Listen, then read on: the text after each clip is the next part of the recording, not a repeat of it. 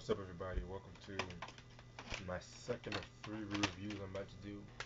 Our next review is Led Zeppelin's Led Zeppelin's fifth studio album, I believe, Houses of the Holy, released in 1973 on Atlantic. You guys should know who Led Zeppelin are. They're, my opinion, probably I said one of my top favorite rock groups of all time, and it has Robert Plant on vocals, Jimmy Page on the guitar, and he was a producer for the group. John Paul Jones on bass, John Bonham on drums. Rest in peace to John Bonham, by the way. Yeah, this is a very. I said this was my favorite Led Zeppelin album. Singles I'm known for are, I believe, Over the Hills and Far Away.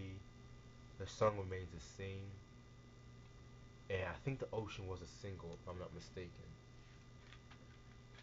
Alright, no, take you side it's that pretty weird kind of cover. Like you see like all these children and shit like that.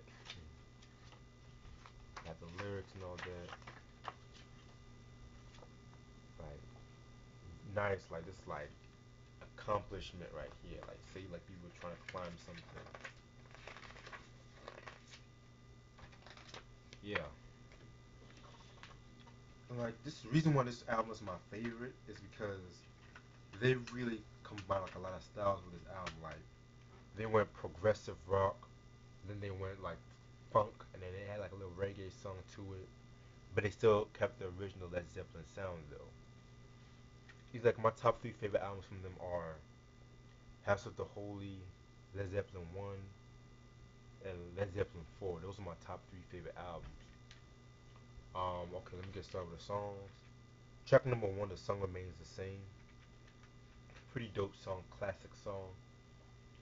That was actually Robert Plant's his tribute to like the world of music, and he feels like all music is universal and things of that nature. So that was a very good song. Nice way to start off the album. Um, Track number two, the Rain song. My favorite song off this album.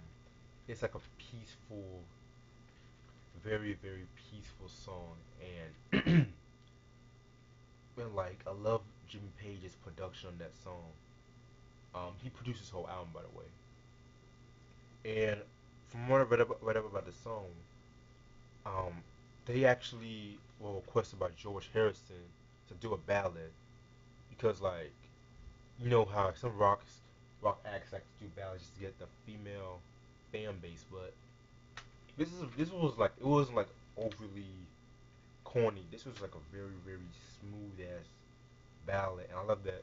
Boom boom. Then it's like it starts off slow, and then gets like loud in the second half of the song though. And if you really listen closely to the song,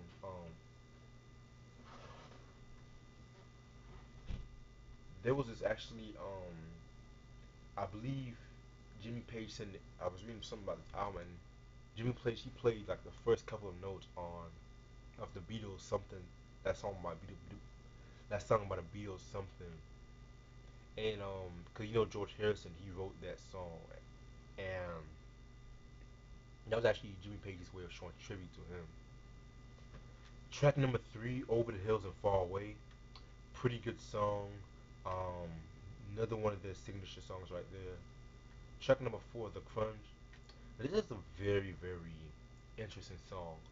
It was kind of like them paying homage to James Brown, cause you know it had like that James Brown funk, and I love Robert Plant's vocals on that song, and like he because I think he was really influenced by like blues artists, and you really never hear him like he'll be the last person to hear him like sing kind of like a James Brown kind of style. Track number five, Dancing Days. That sounds pretty good. Track number six, Did You Make Her? Yeah, Did You Make Her? That was actually a reggae song. Oh, I forgot to mention for the Crunch. That was actually one of John Bonham's favorite songs in Led Zeppelin. Either John Bonham or John Paul Jones, if I'm not mistaken. But Did You Make Her? Now, a lot of Led Zeppelin fans do not like this song because it was they thought it was just kind of like weird, and even John Paul Jones, he said that the song actually started off as a joke because some of the lyrics were kind of like cheesy a little bit, and like Rob was in that